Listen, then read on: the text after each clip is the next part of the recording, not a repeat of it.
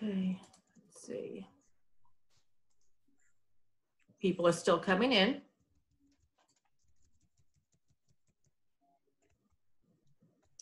Okay, you ready? Here we go.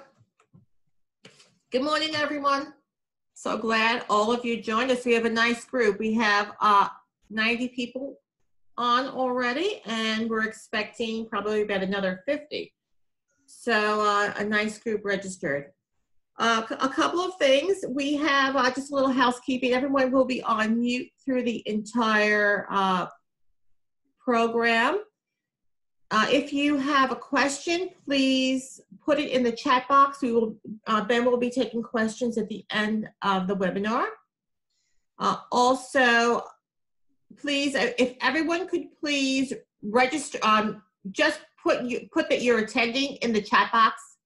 Just put your name in attendance so that I know who's on, and that will help for the continued ed credits. If any managers are on and they want the continued ed credit certificate, just put that in the chat box as well, or feel free to email me. But again, very important, please just make a note in the chat box that you are in attendance so I know who's with us.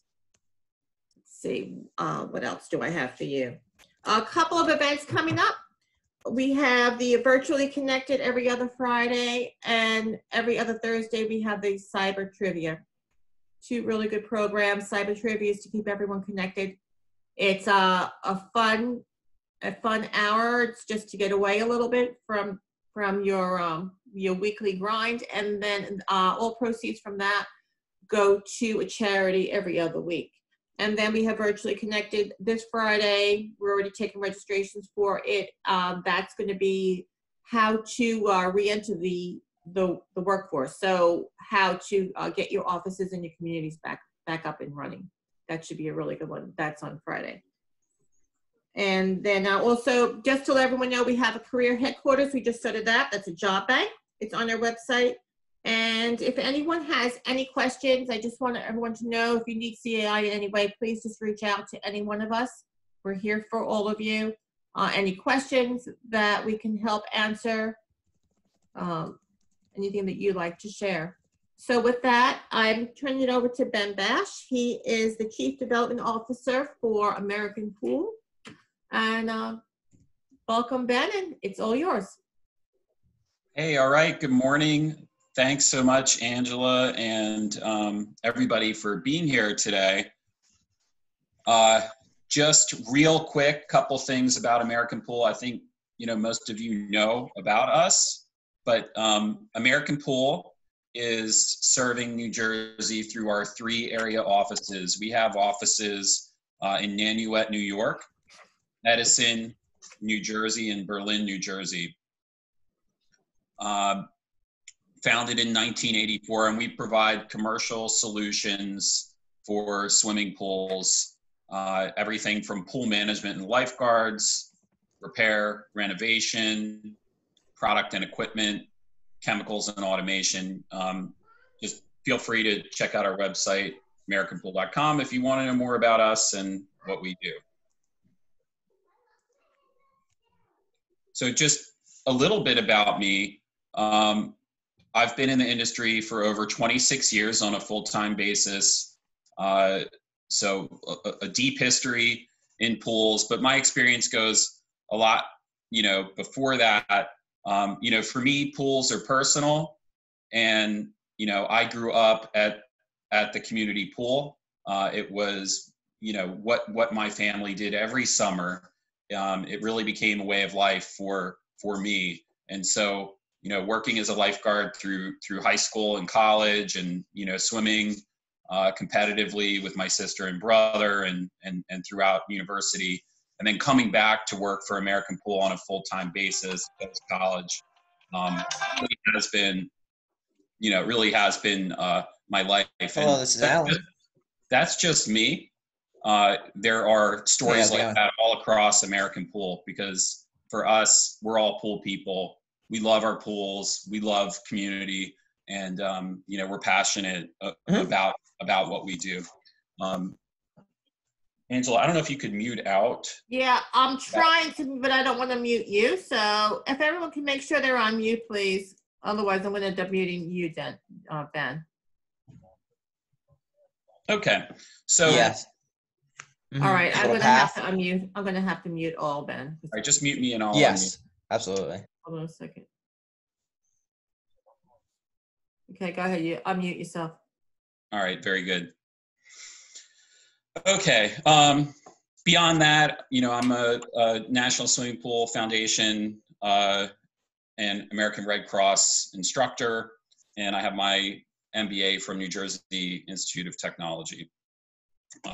That bottom picture there is myself and my sister at the pool we grew up at in Baltimore, and you know, later on, that's my daughter and I at one of her swim meets. So, you know, still living, eat, sleeping, and breathing pools these days. So moving on to our agenda today, we're going to start with an industry update. We're going to talk about how swimming pools, how we in the industry are protecting public health, and that's part of our responsibility. The work that we do protecting facility, also maintaining customer service and community reputation. Then we'll get into our 2020 playbook and 5 stages of pool operations this season. A little bit about thoughts Hey, about. Ben, I'm sorry. Yeah. I'm just have to interrupt you. Can you just fix your screen? What's wrong with my screen? We can't. We just have a phone. You have a phone. See you, yeah. Hmm. We don't see the PowerPoint anymore, I don't believe. Angela, I can see the PowerPoint. You can. Okay. There you go. Okay. You're good. It might be your view. It is. Okay. If anyone has a problem at any point, just unmute yourself and jump in, and then we'll fix if there's any technical difficulties. We're all learning and adjusting to the new normal. So, you know, the challenge here is I'm used to seeing faces and seeing, you know, being able to respond to people and making sure that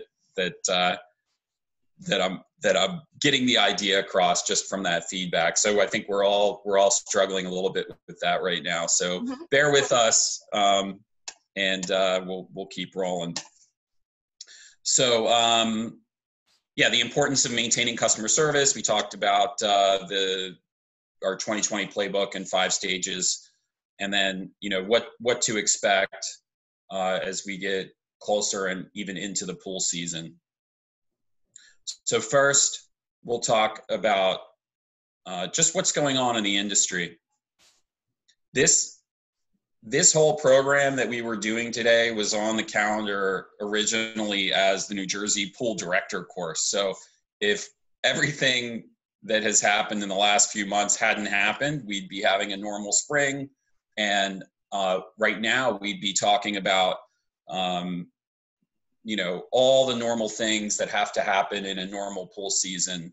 And one of the things that is new this season is the requirement for the New Jersey Pool Director certification class.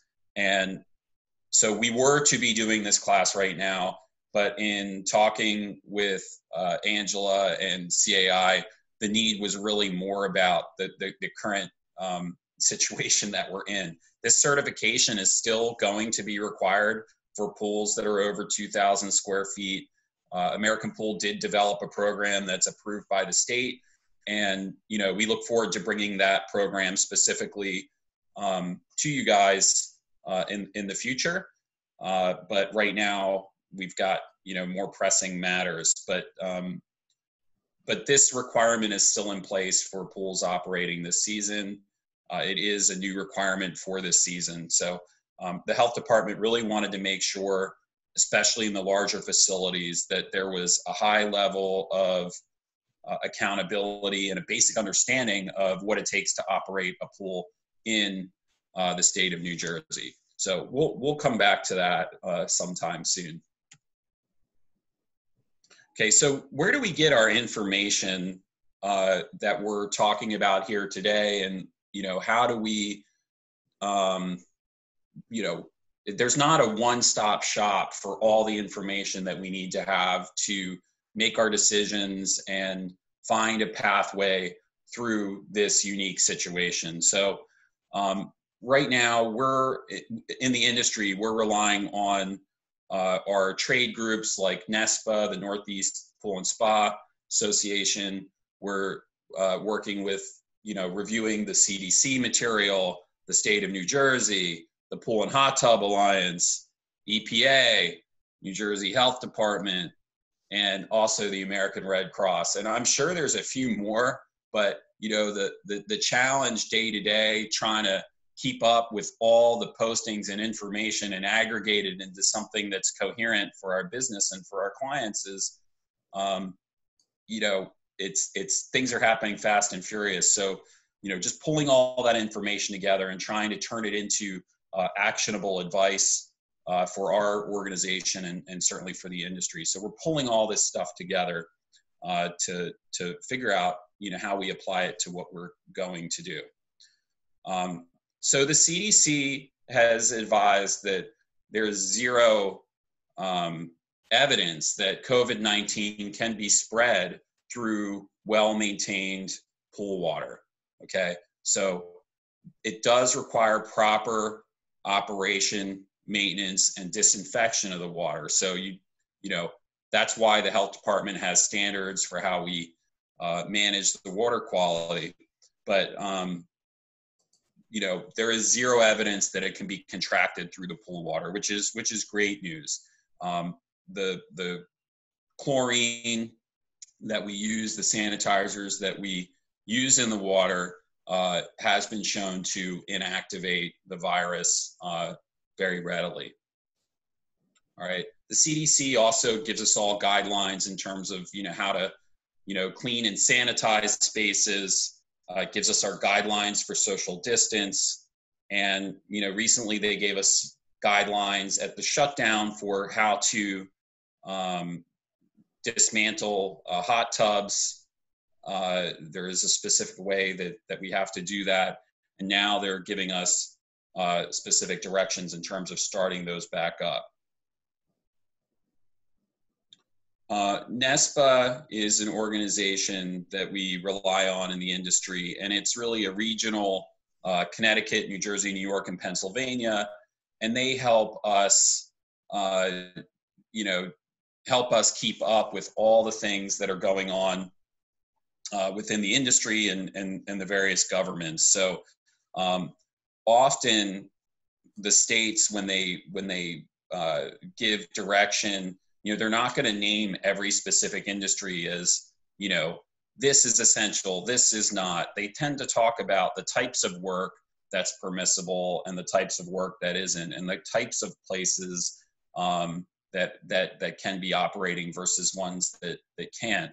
And so, they really do help us orient ourselves in the industry so that we can figure out exactly what it is that we can do and what we can't do.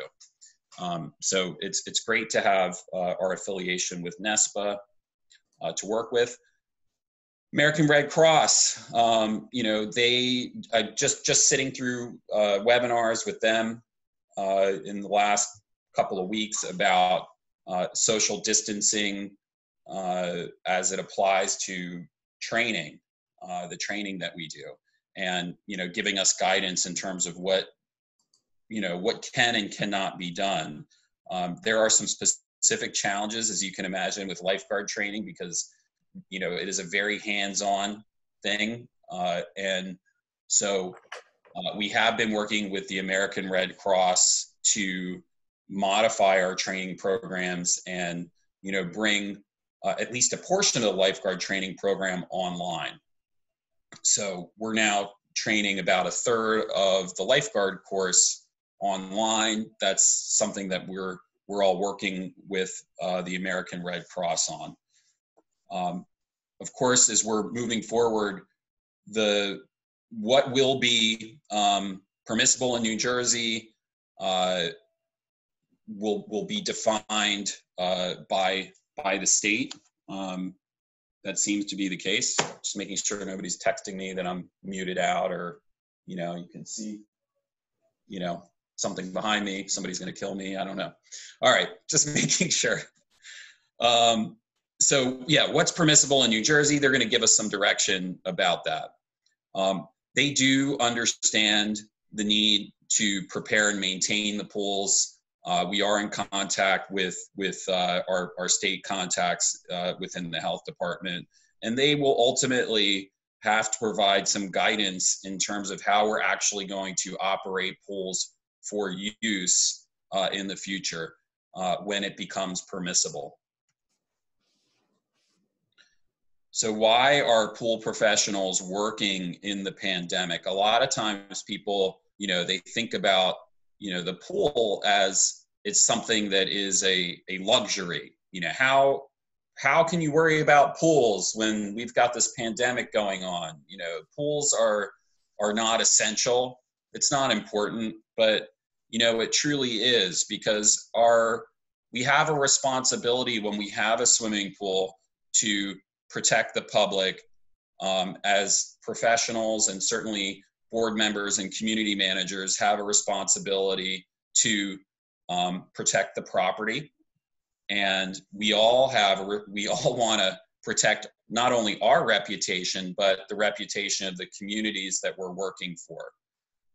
The nature of our work in the swimming pool industry, it is this time especially, it's low contact. And we can certainly do the kind of work that we need to do this time of year, respecting social distance. Most swimming pool maintenance is provided by, you know, a crew of 1 or 2 people, as long as, you know, you're not talking about a major renovation or, you know, a large construction job. Typically, the type of work we're doing is you know, 2 guys in a truck or 1 guy in a truck, and we've modified our work practices to make sure that we can respect social distance. And that's the work that we're doing to prepare and maintain the pools right now. Certainly backyard pool, which a lot of you, you know, may have your own backyard pool and you're relying on a professional.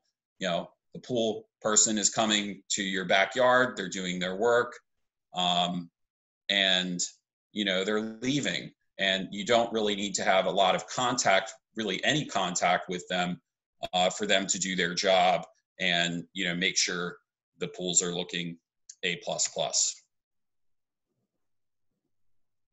So to get into protecting public health and our responsibility to protect public health, and it's really beyond, you know, protecting the health of the people when they're using the pool. Right now, we're just trying to talk about protecting the public health before we even get to that part.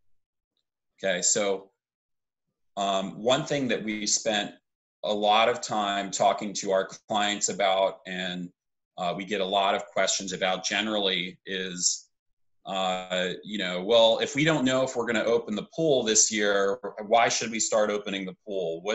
What's the big, you know, we can just wait. We don't have to do that. So you really have to get,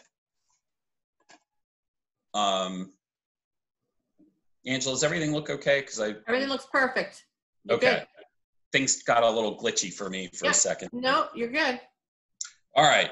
So you're going to have to prepare and maintain the pool this season regardless of use. Okay. A lot of times people look at the swimming pool and they're saying, well, you know, we're not going to open the pool because we don't know if we're going to be able to open the pool. Well, those are 2 different things. There's preparing and maintaining the pool, and then there's opening the pool for use. And those are 2 really separate considerations.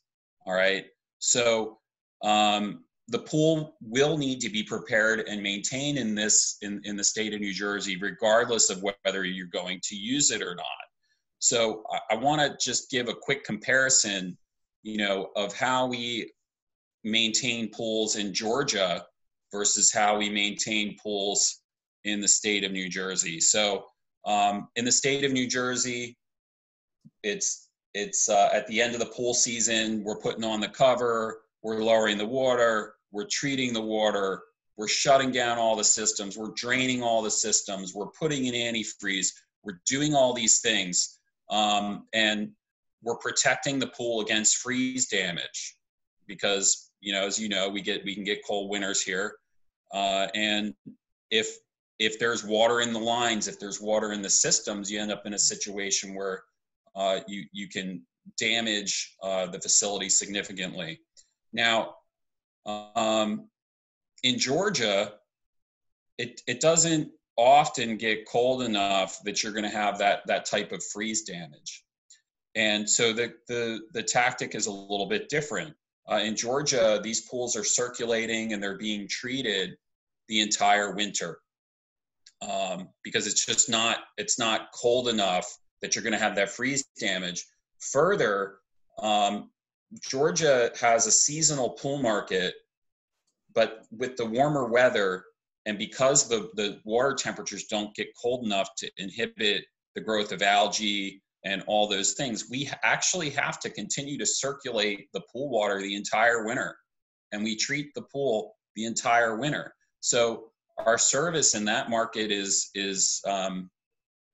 you know, it's a lot more year round, even on the seasonal pools, because we have to keep up with that work. And I think in New Jersey, you know, there's a tendency to think that, oh, well, you know, the pool's winterized, just leave it, it'll be okay. But what we're seeing, although it didn't feel like it this, you know, today and yesterday, the overall trend of the weather, the temperatures are coming up. The days are getting longer. We're getting more sunlight on the pool, and that is waking everything up inside of the pool. So, you know, like in your mind, when you think about your pool this time of year, and maybe you haven't gone out and looked at the facility, you know, this is what you think your pool looks like. You just, you know, we pull off the cover and it looks beautiful. We've added all these chemicals and the water's perfect. Well, this is what you think your pool looks like, but this is actually what your pool looks like. Okay, it does not just stay crystal clear and beautiful when it's not circulating and when it's not being treated. So when we pull covers in the spring, they might be somewhat clear, but we're starting to get, and this is, you know, a recent picture. I don't usually take pictures of green pools because it just doesn't look as nice as the pool on the left, but this is the reality. This is what we see when we're pulling covers and we're starting up. And this is when temperatures are still in the 40s and 50s, you know, maybe low 60s. You can see the pollen on the surface and so on that's starting to grow. Okay, so as the water warms, your biological activity in the pool is going to continue to increase. So all our winter treatments and algicides and treatments that we did in the fall are depleted. Okay, they've been used up, they've been diluted, and so on. We're now adding this time of year, you know, lots of new organic material. You're going to have, you know, pollen runoff from the pool decks and roofs. You've got leaf debris that gets in there. You've got grass clippings, and all this is building phosphate levels in the water. And phosphates are food for algae. All right, so the more phosphates that are in the water, the more food is for the algae to consume and bloom in the water. And so that's why, you know, we really do need to get in and start working. So if you're not, yes. Sorry, I have to interrupt you. I think your screen is frozen. We're having a little technical difficulty. Uh-oh. Let's see. Let's see here.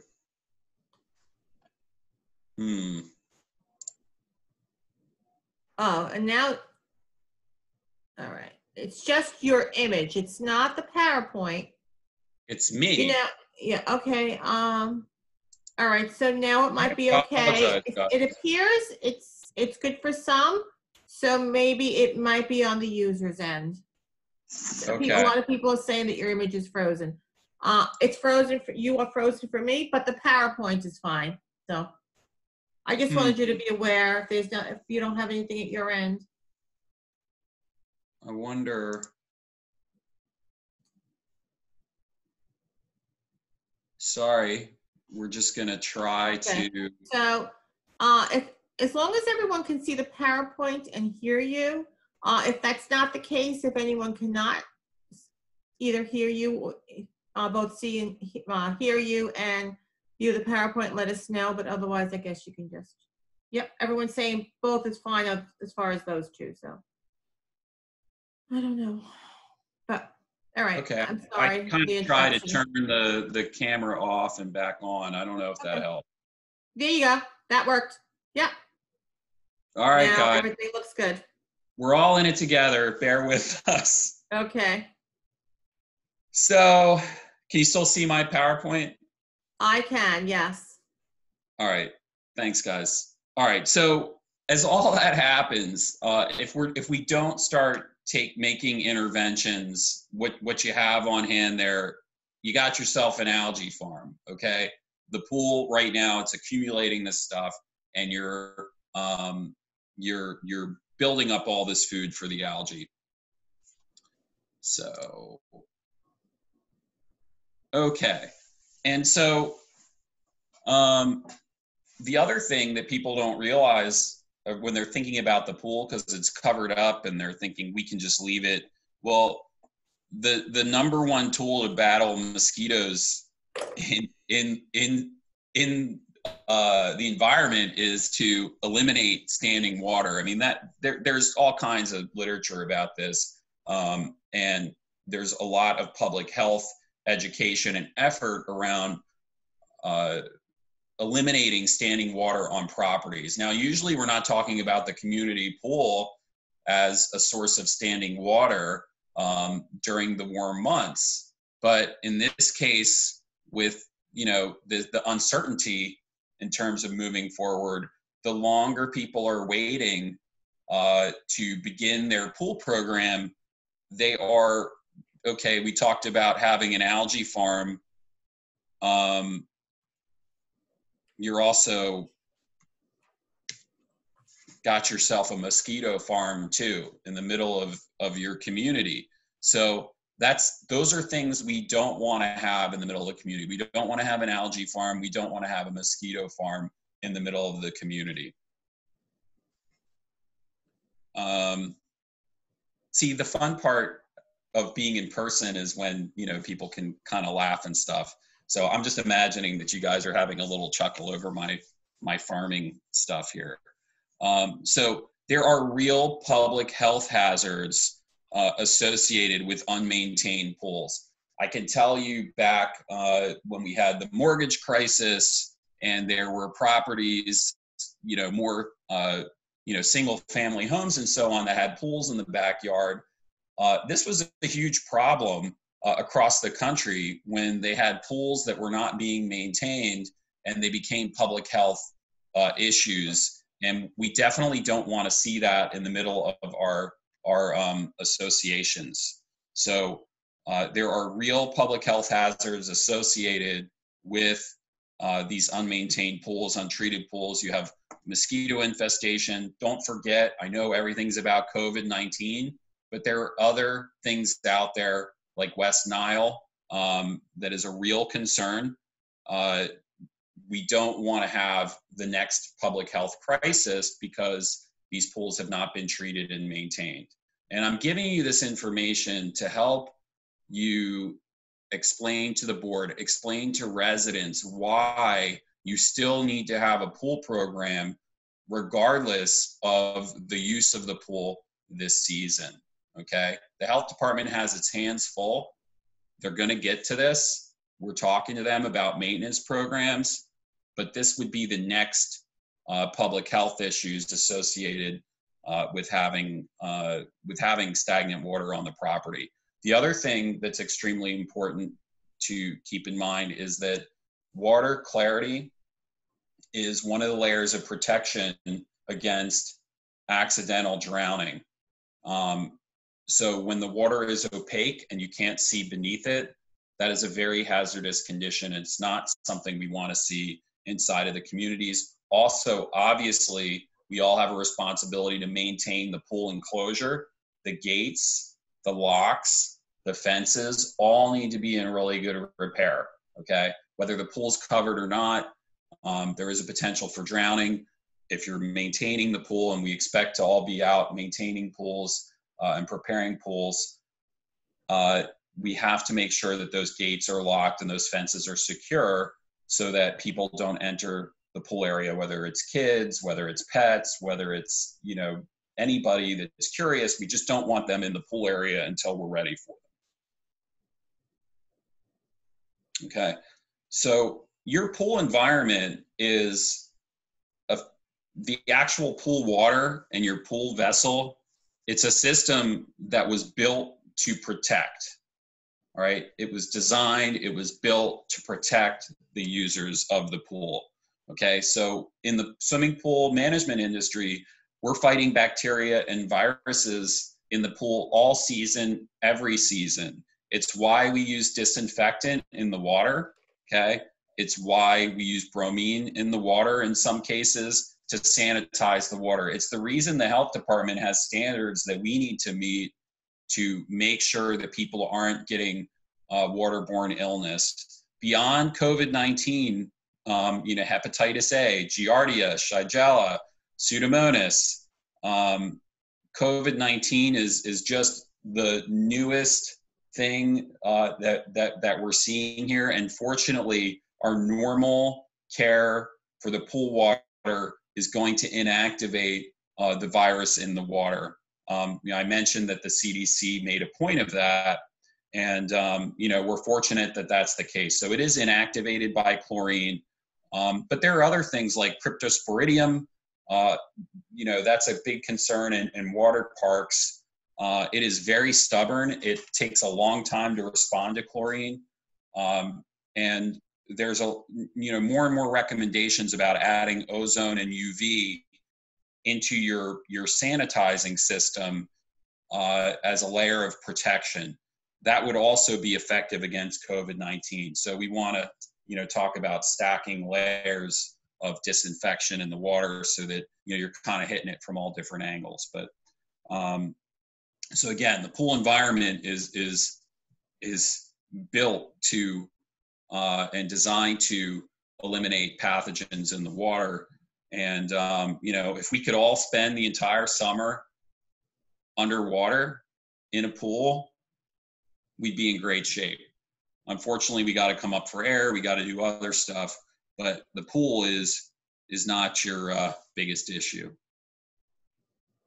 So moving on, let's talk about our responsibility to protect facility. And I talk about that as, you know, American Pool and the pool industry's responsibility for protecting facilities of our clients. But, you know, boards and managers in making the decisions that are necessary to protect the facility in this situation.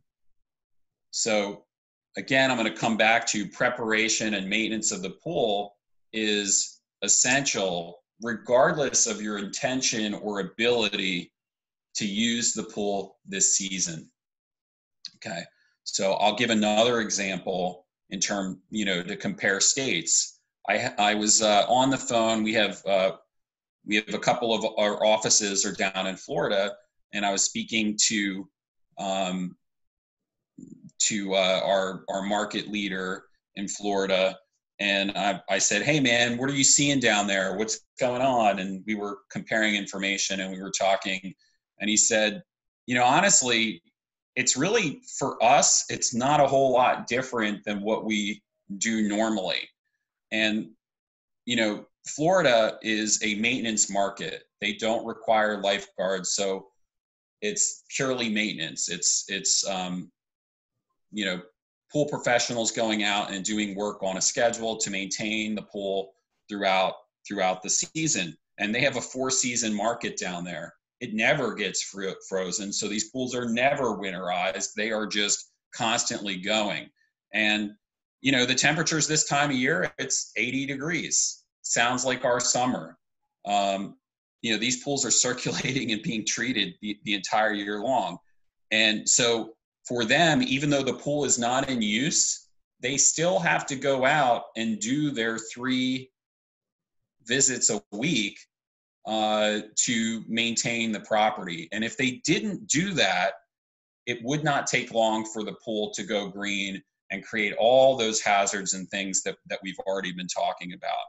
So I just kind of wanted to compare that, because our summer is just like Florida could be most of the year. And so how we are protecting the property in New Jersey this summer should be very similar to how the pools are maintained down in Florida, even during this crisis. So I wanted to make that comparison.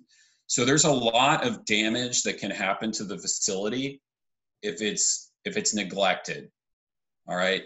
So even if the pool if the pool is not maintained, the surfaces will begin to take on staining, and the longer that water is allowed to stay in this green, dark green, or even black condition, the more staining that will occur. And for pools that have a plaster finish or cementatious type finish, that is really seeping in. I mean, think about it. If you put like a tea bag on, a piece of fabric, it would just start to spread out, and the stain would be getting worse and worse and worse. And the longer it sat on there, the worse and worse and worse it would get. It's no different with your pool surface. And you may think, oh, well, we'll just have the pool guys, they do an acid wash on the pool and boom, it looks beautiful. Well, when we acid wash those pools, we are taking, excuse me, we're taking a layer of the finish off while we're doing that to get down to the whiter plaster. So the more staining that there is, the more aggressive we have to get. And what that does is it literally, when we have to be very aggressive in these circumstances, we are taking years off the life of that finish. So the worse the stain gets, the harsher the solution later. Further, in the pool that's not maintained, that water is not balanced. It's not chemically balanced. So the water itself, when it's in an imbalance, can become aggressive and start to etch the pool surface or eat away at the pool surface and equipment. That's not something that you want. And in some cases, depending on the quality of the water, you're going to have scale, which is it's going to make deposits on the pool surface that can be very hard to remove. So, key thing here is just that the unmaintained water, the longer it sits in this condition, the worse things get. Right now, that again, I'm showing you that pool, which was, I think that picture was taken a couple of weeks ago. That water will go, it's kind of clear green now, it will become dark green, and ultimately, when we get into the heat of the summer, it would be black, like tar black. And that's just not going to be good for your pool finish. All right. You have accumulated repairs through lack of use. So the pool is coming apart ever since it was built. Things are breaking down since the day it was built. And, we actually had a pool we were working on in New Jersey where the project got stretched out, unfortunately, over years, not due to us, but it was due to other issues on the property unrelated to the pool project. And, our pool was pretty much done, but it sat and it never got up and running. That wasn't our fault, but it was just the circumstance of the job. A couple of years later, when they wanted to get the pool going, we actually had to do a mini renovation on the pool because it had just been sitting and it never got started. None of the things happened. So, and it's not like the pool is frozen and waiting for you to start it up. I mean, things will continue to break down, and things break over time. Things are affected over time. And so, with these pools, there's going to be, masonry damage from this past winter, to the tile and coping and to the pool surface, and if those things aren't tended to, it's all going to stack up. So when it comes time to actually open your pool for use, you're going to have all these things in your way that have accumulated because they haven't been tended to. So, some of the conversations we're having now, it's like, well, why should I fix it now? I don't even know if we're going to use it. Well, you don't want these things stacking up on you, because when it comes time to open the pools down the road, this season, next season, these things are all going to still be there and they'll be worse. And in fact, with masonry repair, if you're not keeping up with it, the damage becomes exponential when you go through another winter freeze situation, because you've got the water getting in there more and more, expanding, contracting, and it is exponential in terms of damage. All right, so your plumbing and valves, all the gaskets in your system, the pool needs to, I put here, thank you, Bruce. We're here in New Jersey. Baby, your pool was born to run. We've got to have the pool running. It helps keep everything working. It helps keep, the gaskets from drying out, all those things. We need to be able to take care of that. Otherwise, those things are going to stack up as problems later. Think about your car. If you parked your car for a year, and then you think you're just going to jump in and start it a year later, you're going to have a lot of things that you're going to have to do to it. So thank you, Bruce. All right. Damage to pool structure from neglect. Okay. Here's a pool that actually heaved out of the ground. It was, it had a number of issues contributing, but the pool was drained on a day that it probably shouldn't have been drained. This was a pool that had a self-managed program. They weren't using a pool professional to maintain the pool. And that is what you see is a pool that was emptied and then heaved out of the ground. So that pool is probably up about 5 feet off the deck. And if you're thinking I just scoured the internet and I just found that picture, I just am showing you that it was like, I was really there. I really saw it. Unfortunately in this case, that pool was a total loss. There was no saving it, and it has to be demolished. So, we really do need to maintain these facilities. Don't let this happen to your pool. Okay. Ignore your pool and it'll go away. Okay. So if you never prepare and maintain the pool this season, you won't need to winterize it in the fall, and you're all going to save a ton of money. No, wrong. Your pool is still going to need to be winterized this fall. Okay. So I think that, when people don't understand all that goes into maintaining the pool and all the things that we're doing to prevent damage just through normal operations, they think, oh, you winterized it, just don't touch it, it'll be fine till next year. But remember, all those winterizing chemicals are depleted. If you have, for some reason, if the public health issues don't bother you and the health department doesn't come after you for not maintaining the pool this season, you still would have to go back and winterize the pool this fall, because the damage to the pool could be catastrophic. And you could end up in a situation where it's a total loss. The pool lines are right now, they're all plugged off, but with hot and cold and the warming temperatures, those plugs expand and contract. There's absolutely no way that they're going to stay intact. If it was a pool we left a year ago and we hadn't touched it, and somebody wanted to talk to us about, well, you winterized the pool in the fall of 2019, that winterization is really meant to get through that one season. It's not for multiple seasons. So just want to make sure everybody was awake. This advice is not good advice. It's short-sighted. It's not real. Don't do it.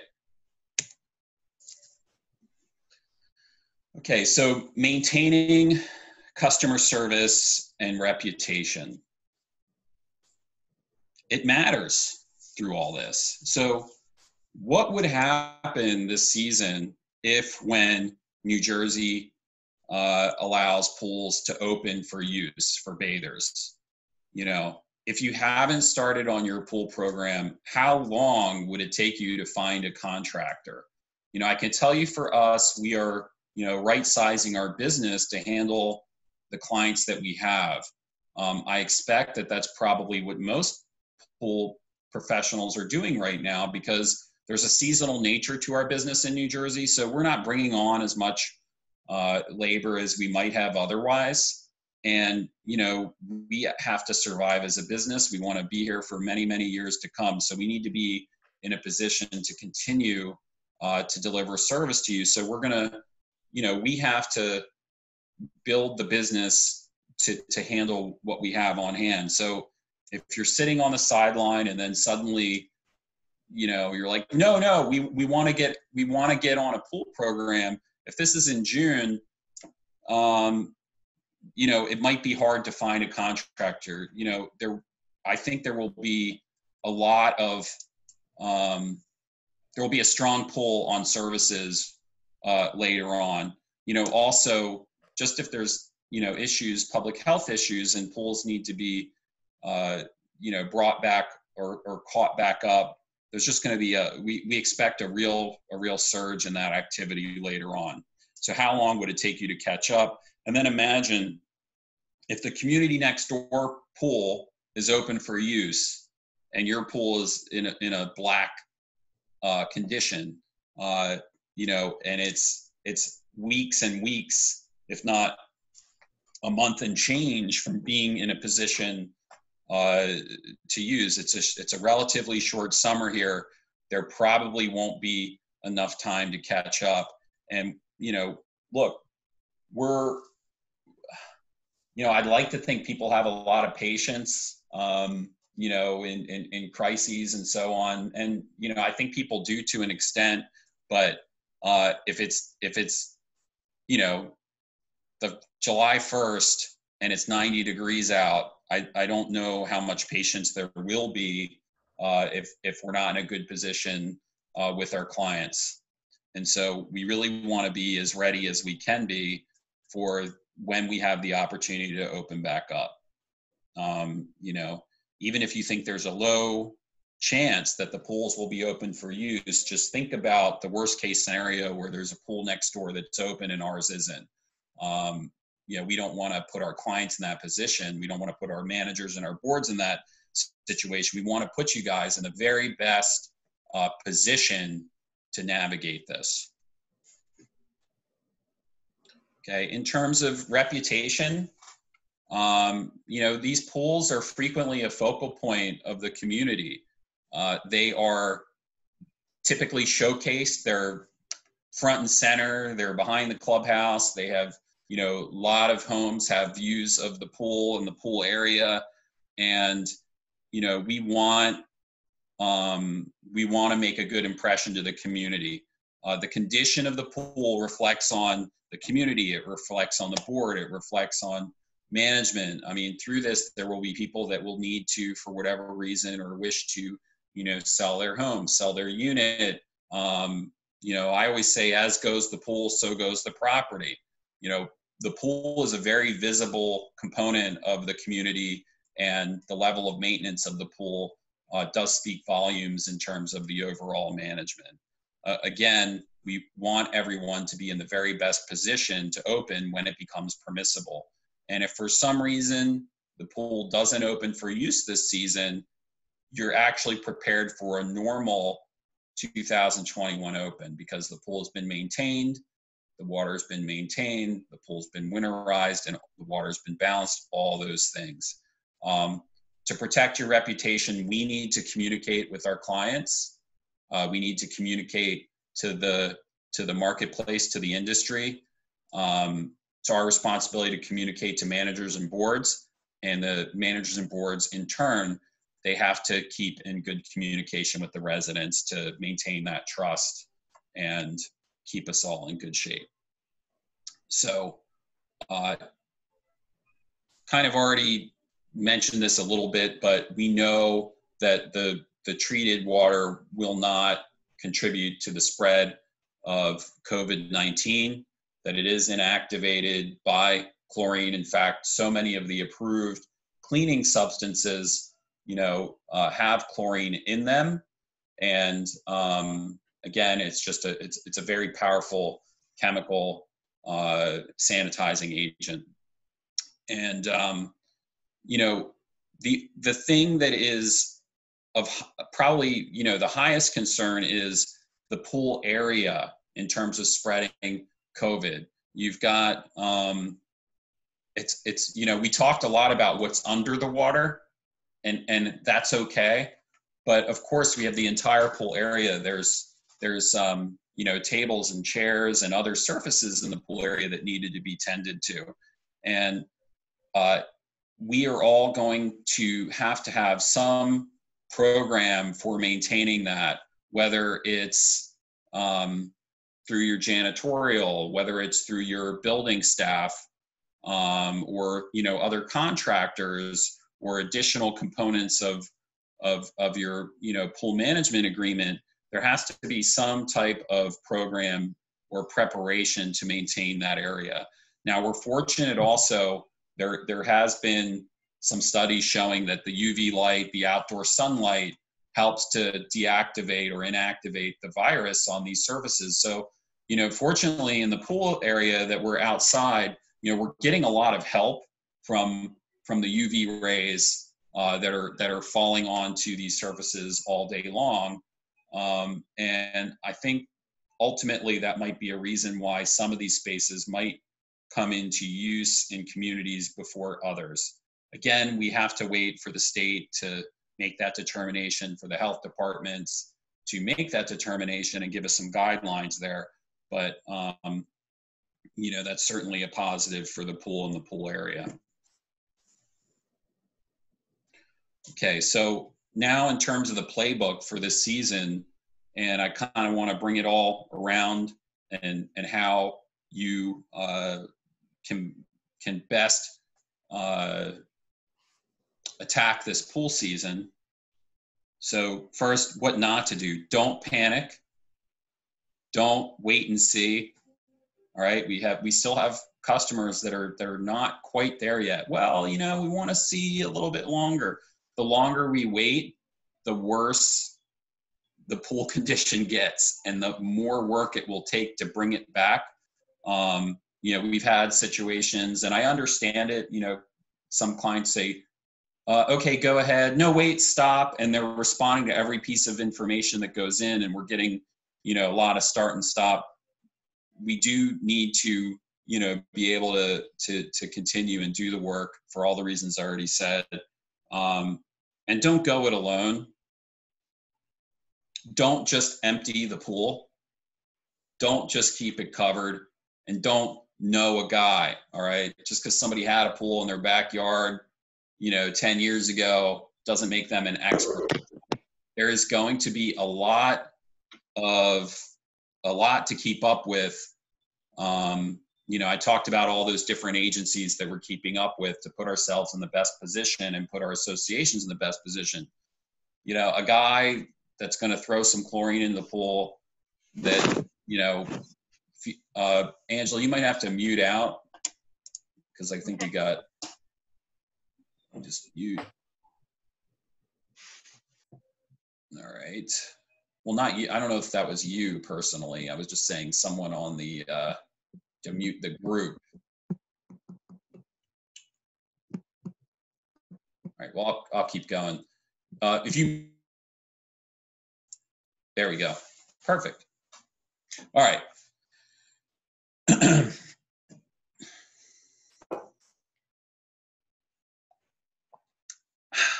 All right. So, and again, you want to work with a professional. Don't go it alone. Don't just think that somebody that had a pool is going to be able to navigate you through this.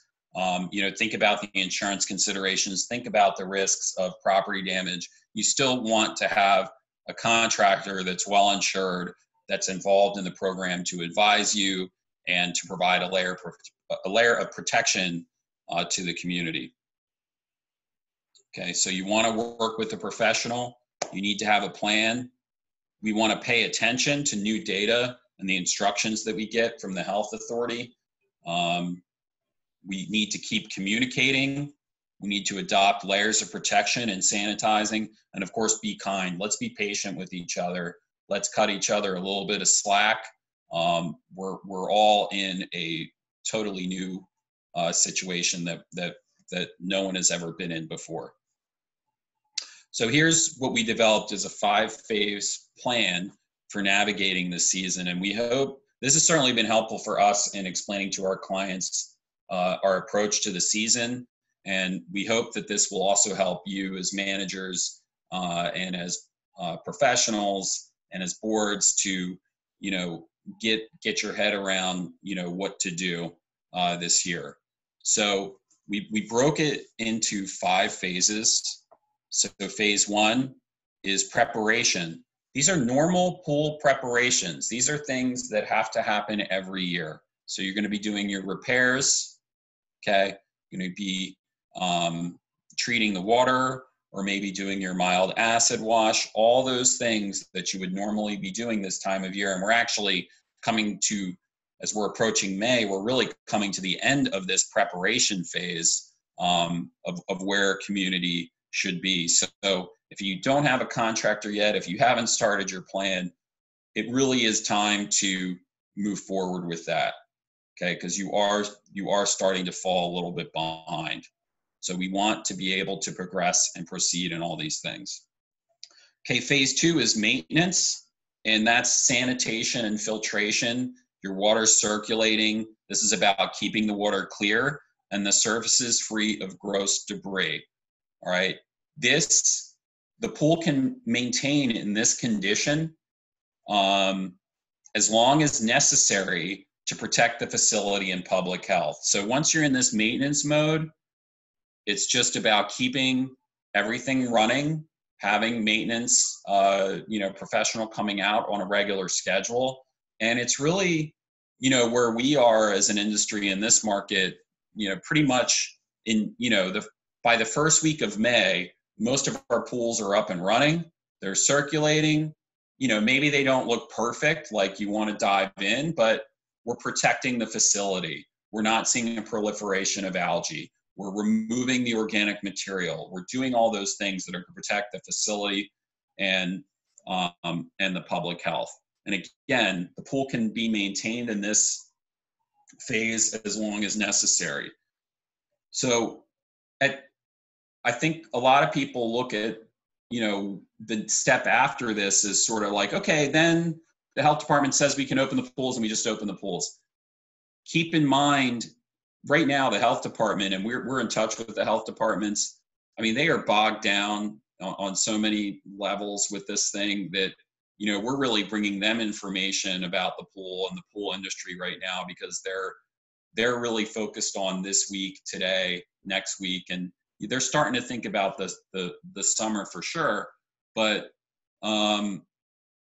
when they provide us some guidance on what would need to happen for it to be permissible for the pools to be used, or that there's confidence that, the risk is relatively low. I don't think we get to a place where there's no risk, but, when we're at a point where people can make an informed decision about using the pool and the pool area, they're also going to give us guidance in terms of what else we have to do, whether it's, okay, you can only have X amount of people in the pool area, or you need this special signage, or whatever it is, they're going to give us that information.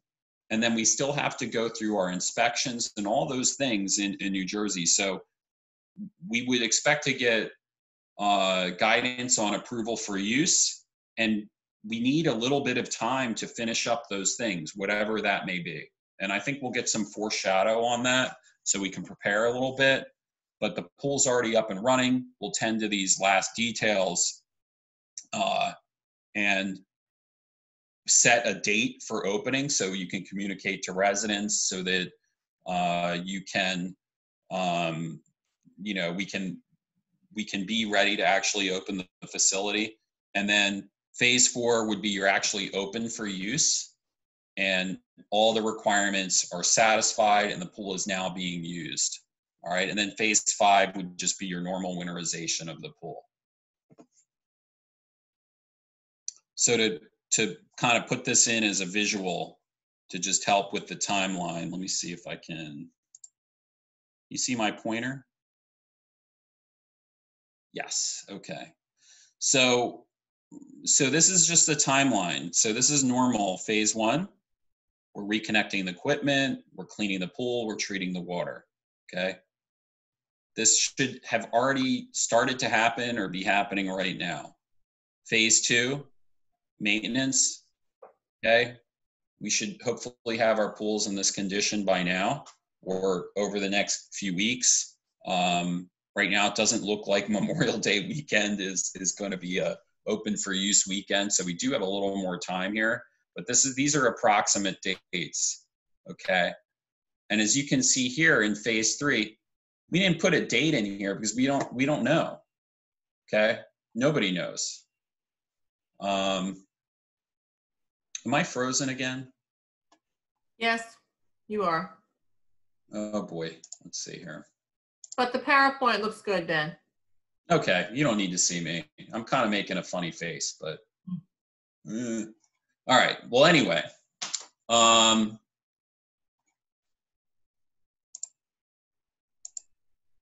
as we are, sorry, phase 2. So phase 3, I didn't put a date here because we don't really know, right? It's not up to us. We're waiting for information. We're waiting for some surety here. We're waiting for some guidance. And phase 4, in terms of opening for use, we're not really sure. All right. And then phase 5 is the normal winterization in New Jersey.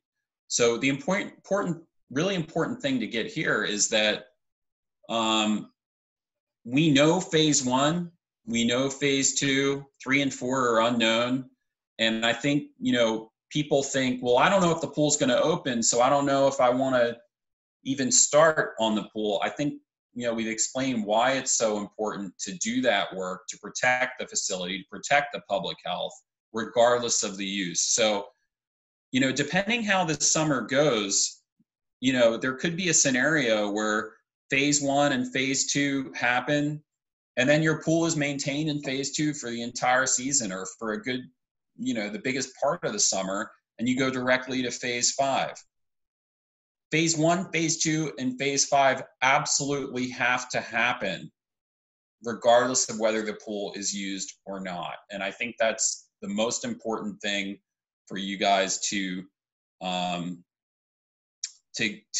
take away from this today is the fact that those 3 pieces need to happen regardless of what happens, so that regardless of what happens in terms of use, so that public health is protected, the facility is protected, and you can actually go on and have a normal opening next season. Because if these things aren't done, and then you go into 2021, the pool is going to be in a horrible condition and could have damage to the point where it can't be opened or will require major repair. And we don't want to see that happen.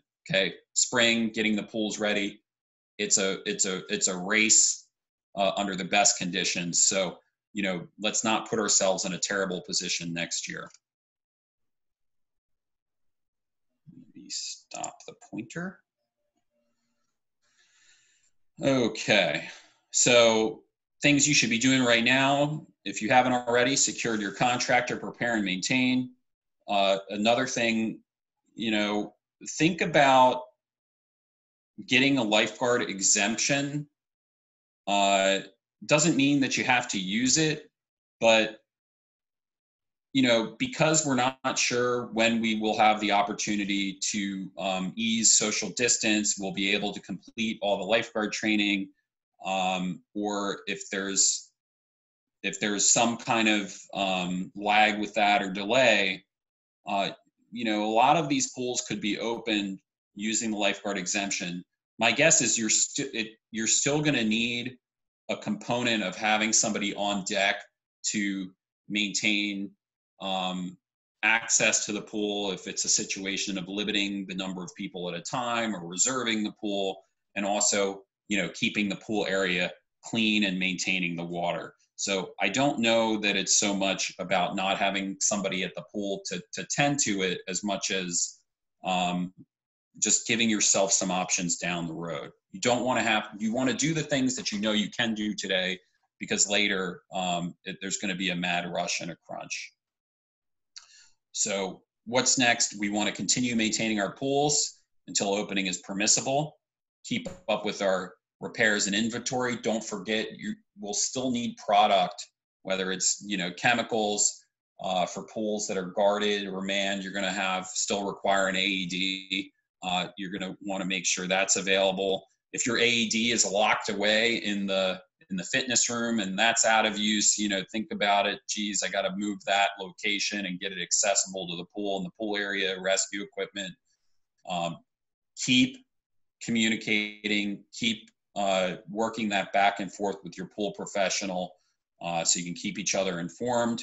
And also you in turn, keep your residents and stakeholders informed. Angela, you still hear me okay? Yes, I can. Frozen in that? Yeah, but I can hear you fine. Great. Okay. So we get a lot of questions. Well, how are we going to open, or what's it going to look like? I mean, right now, the health department is, looking at all these different things. And so we can kind of speculate about the kinds of things that might be in play to help improve the safety of the pool area. So we've also seen in some states that are loosening up, some of the things that they're doing, and we keep an eye on that. But, there may be maximum occupancy allowed in the pool so that people can keep that social distance throughout the season. You may need to reconsider your furniture layout. You might not put out any furniture. It might be bring your own furniture. It might be, spacing out the furniture. It may be no tables. Think about that. And there's a reason right now for our customers, we're not putting the furniture out just yet because we're not sure what that's going to look like. But you're going to have to start to think about, well, what will the furniture layout be? What will our rules be about that? Having a plan for cleaning frequency. There is no way to make our common areas in our communities 100% safe. We can make them safer, but we can't remove all risk.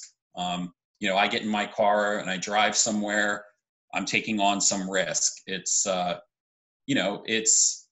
worth it to me to get in my car and go where I need to go. So we want to get it to, the risk of using the pool in our common areas, it's an acceptable risk. There may be new signage and new rules required. Opening the pool may be contingent on offering these things. Showering before using the pool, I know it's always something that's encouraged, but all the more important now. There could be sanitizing stations located at the pool. I know if I was going to the pool, would I want to rely on someone else to wipe down the furniture, or would I want to do it myself, or would I want to do both? You're going to want to probably have some of these materials available so that I know I would want to kind of wipe down my own chairs and furniture on arrival for myself and my family. All right. And then also sanitation. A lot of times we talk about layers of protection in terms of drowning prevention or in terms of suction entrapment prevention in the pool. I think that moving forward, we're going to be talking about sanitation in the pool area and the pool water in terms of layers as well. We want to have some redundancy in our program so that if one thing fails for whatever reason, we have other things to back it up. And some of these things that, you know, they've been out there for a while, but they've been kind of slow to adopt our UV and ozone as strategies to supplement the chlorine's ability to sanitize the water. So it's not instead of, it's in addition to. Also, certainly automated chemical control in the pool and pool area helps to make sure that we don't have peaks and valleys in terms of chemistry, and that we're really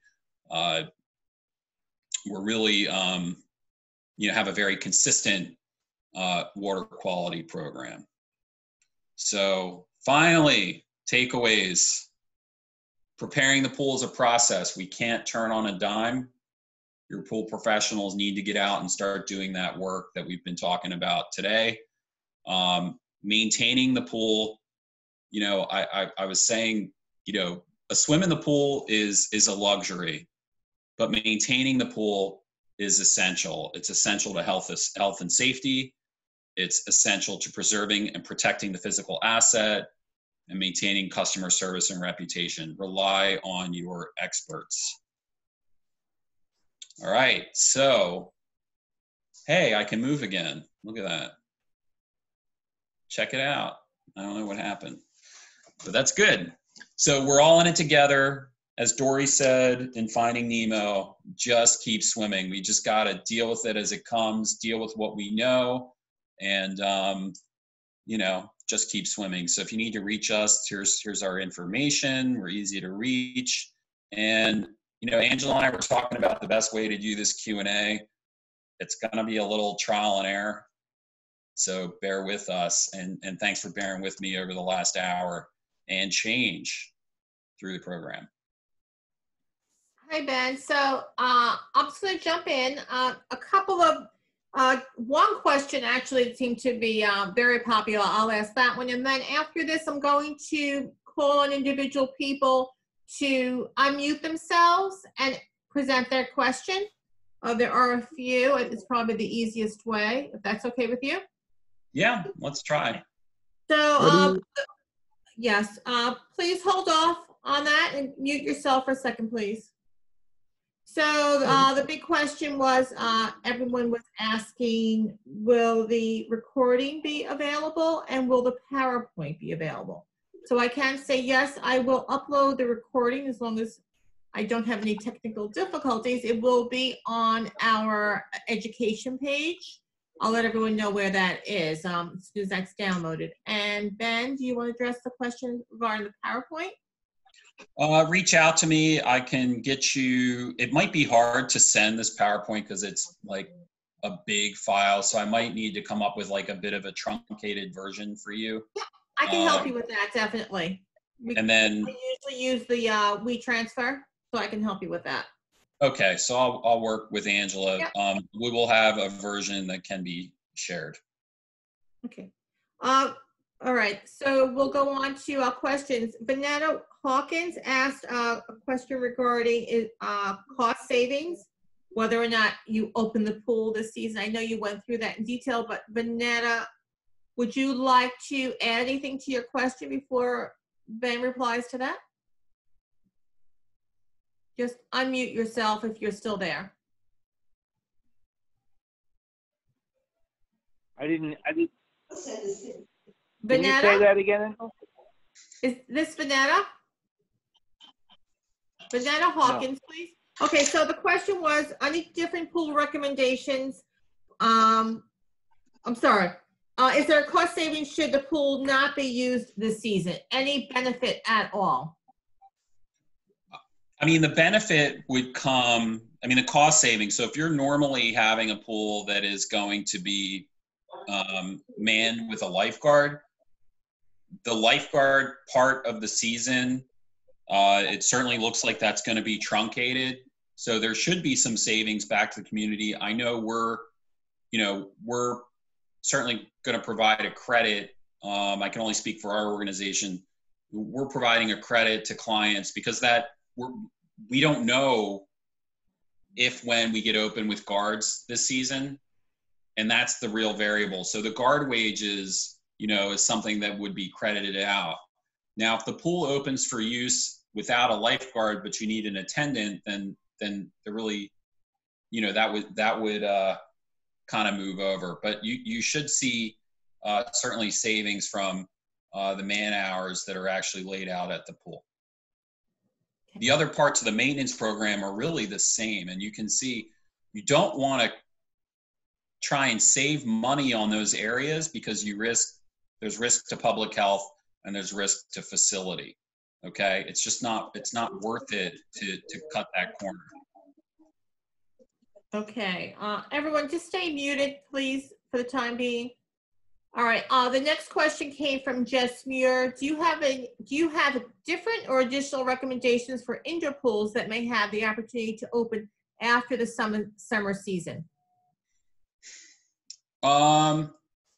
Different recommendations for indoor pools. I mean, the indoor pools should really, that body of water needs to be maintained similar to the outdoor pool in that it don't want to let that go. It's not like, hey, the pool's closed, we're shutting it down, forget it. You want to continue to have a regular maintenance program, whether the pool is used or not. I think we're all looking, to our local health authority, to our states that are going to give us guidance in terms of what's going to be necessary to bring the pools back into use, what additional accommodations in the pool area that might be needed, what additional signage, what might be necessary. I think it's much like the outdoor pools in that it has to be sustained in that regular maintenance program so that when it comes time to open for use, you're in the best position possible and you're only dealing with the new considerations to accommodate the health requirements to open instead of, wow, now we've got to do all this maintenance and all this other stuff. I would say also on the indoor pools, if there is work or repairs that are needed, it wouldn't be a bad time to get that work done while the pool is closed for use anyway. So if you have to take the pool offline to do some filter room work or things that you can't really get to while the pool's in use, that now would be a good time to do that. Excuse me. Okay, thanks, Vim. Next question. What agency would provide information on lifeguard exemption? And does the pool water maintenance change between chlorine and changing the water between chlorine or salt water? What was the second part of the question? Does what change? It's not clear. It's a little sketchy, but does pool water maintenance change between chlorine or salt water? Okay. So, in New Jersey, community associations are allowed to exempt themselves from the lifeguard requirement portion of the code. But you still have to comply with the rest of the code. So you still need to test the water, you still need to record the readings, you still need to have pool hours posted. So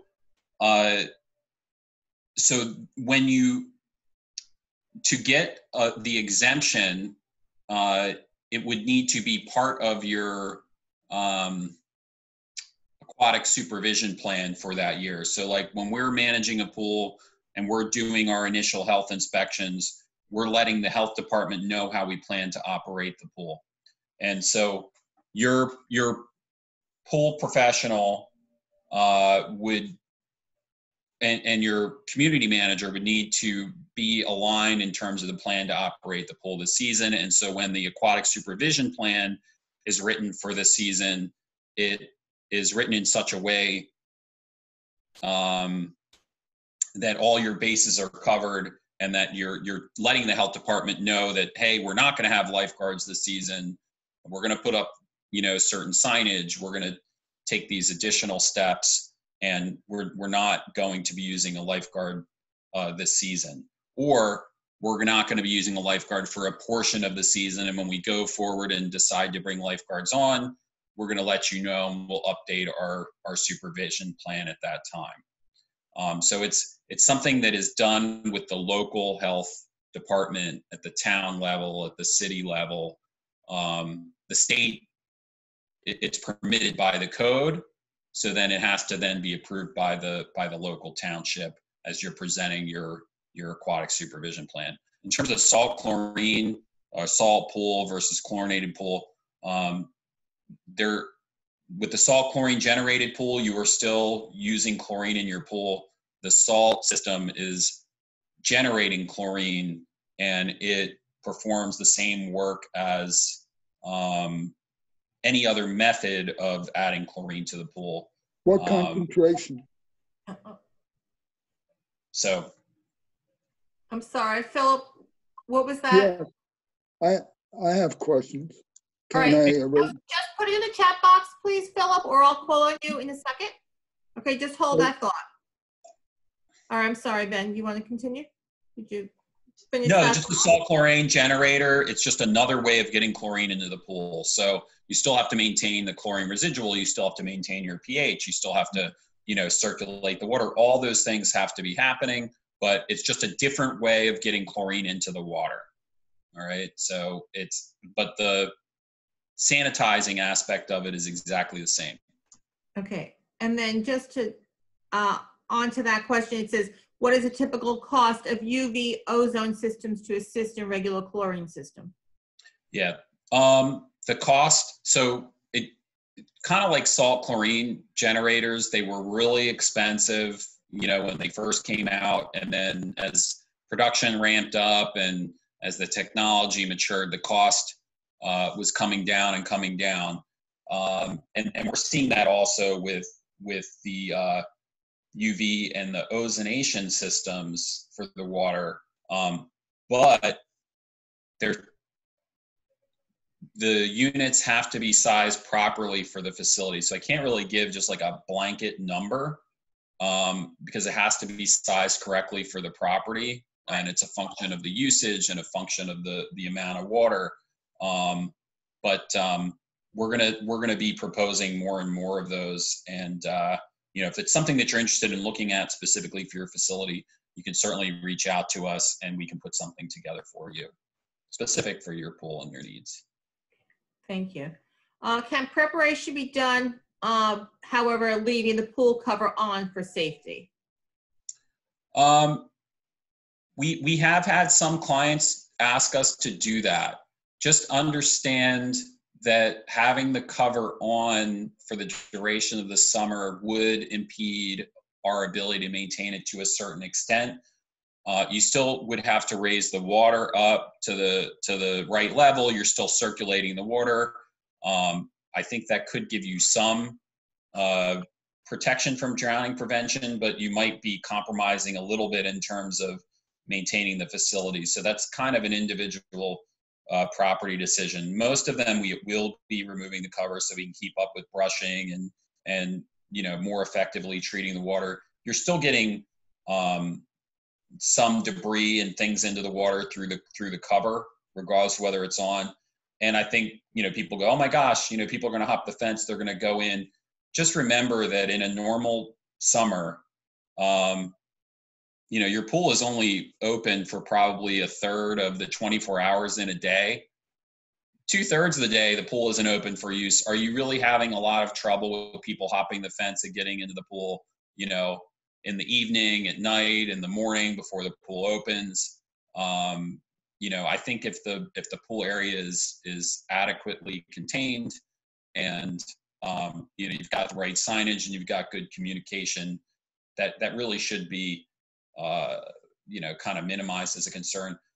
Somebody that gets in the pool area decides to take a walk on the pool cover or falls into the pool cover, that's not risk-free either. So I think that's just something to talk with your board, with your pool professional, and come with a decision how to handle it best.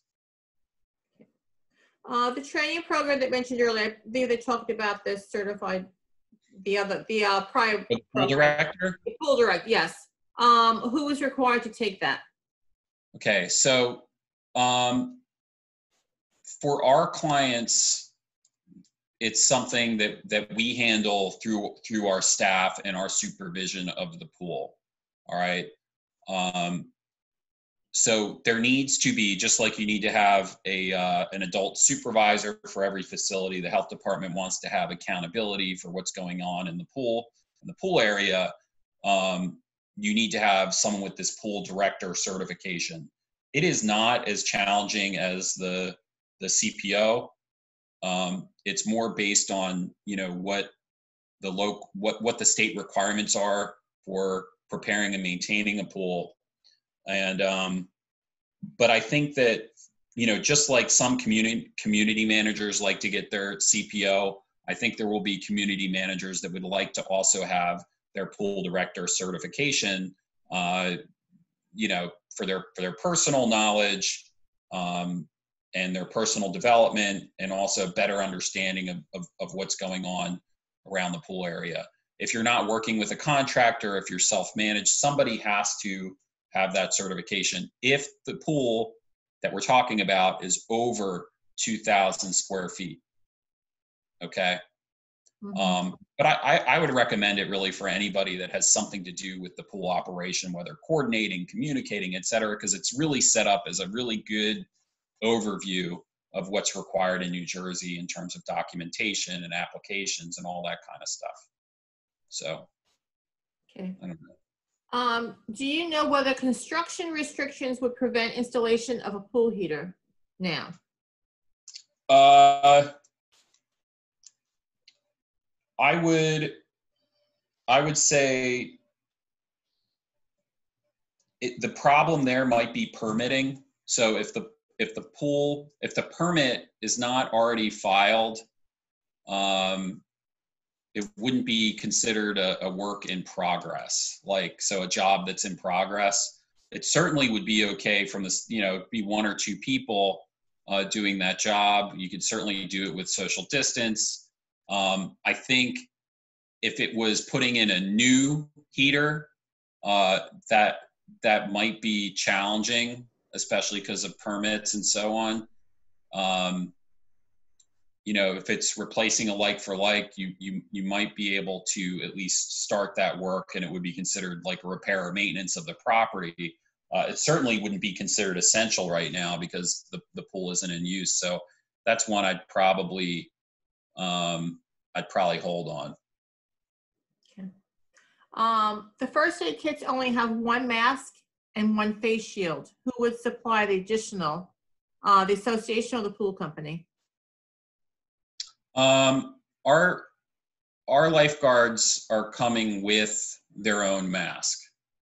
You know, it's part of their training, so they're getting their that's the CPR mask.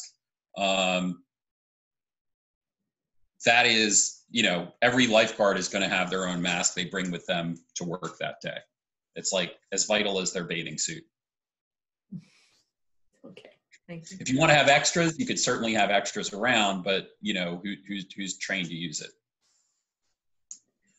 Phil Berman, did you have a question? If you'd like to ask now, you can unmute yourself and ask your question.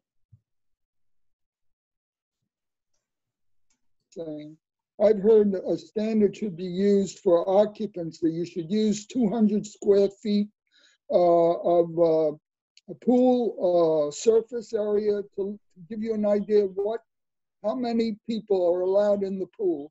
For example, in our community, we have a 4,000 square foot pool, so it would imply we can only have about 20 people. Does that sound reasonable? I haven't seen that guideline. Where did you get? Was that from the town or? Well, it's if you multiply the 18 by 18, essentially, I'm sorry, 12 by 12, it is the distance span between individuals, right? Actually, it's 12 by 12. So you need about 144 square feet per person, essentially. but someone is using 200 square feet. So it implies you have to limit the number of people in the pool. If we do get an opportunity to open up the pool, should we follow those rules and those of other requirements as seen by the CDC? For example, force people to wear certain kinds of clothes and protection gear during their stay in the pool. I know the best place to have an assembly for swimming is in an outdoor pool because it's sunny. Supposedly, sun will diminish the virus infection. What is your take on all of what I said? Well, you said a lot, and it was a lot of good thought here. At this point, I would be relying on the health department to tell us what that formula is. All right, they are not quite ready to do that. I would not want to be coming up with, my own formula for that. I'd want to be working with a standard. So I think that, we would be looking to the health department to give us some standard of, what's the maximum per square foot, what's permissible in terms of using the pool area. And I agree, from what we understand about UV's effect on the virus, that, the outdoor areas are going to be, a better bet, lower risk than, certainly, hanging out in an elevator or, a hallway or in interior parts of the community. So I think there's going to be, a lot of interest in getting the pool areas open and accessible. But I guess I wouldn't want to be coming up with my own calculation or pulling it from someplace that I wasn't getting from the local health authority. So we're going to kind of pause and see what we get there. We don't want to be in a position to make something up, if that makes sense. Okay. Great questions. I think that's it. I'm gonna just see. Hold on, one more. Hold on. I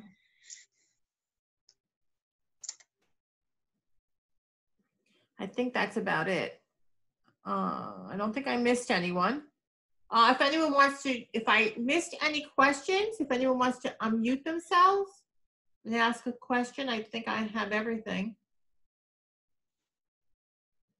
Did we miss any? I'm not looking in the chat box. So. Yeah, I went through the entire chat box. The only one I see in the chat box is going back to when it is permissible. Okay. Who will be telling the state? Who will be telling us, the state or the health department? And is the state in phase 2 and pools open? Don't we still have to wait for the health department to inspect our facilities? Yes. So at least in our conversations at the state level, and some of the larger health departments, they really do understand the need to get the pools up and running and getting them circulated for public health reasons. So that phase 2 is aligned with our conversations with the health department. In terms of when, I think that will be that will be coming from the state, and then it would be implemented through the local health departments as they would go through their normal inspection process, and they would be looking for any additional provisions that the state would be requiring. So it is good in New Jersey that we do have that additional mechanism to open the pools, that there's this pre-inspection process, and that's just to protect everybody and make sure that we're all adhering to the best standard. I still have a question. Sure. Okay, thank you. My question is with regards to insurance coverage. There are always disclaimers in a lot of the contracts in pool contracts. Have you heard about disclaimers where the insurance is not covered in cases where people are ill, for example, who have the COVID virus situation? Would that exclusion apply in this case? If someone developed some illness, are we liable, or you would hope the insurance that's covered in the contract would cover everything. But do you know if such insurance has an exclusion? That's a great question. I think that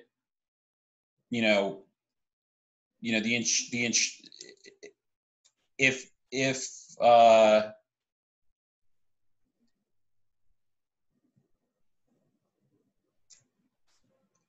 I think that the insurance is there to protect the association and protect residents from work that's not done properly, or if the contractor is negligent.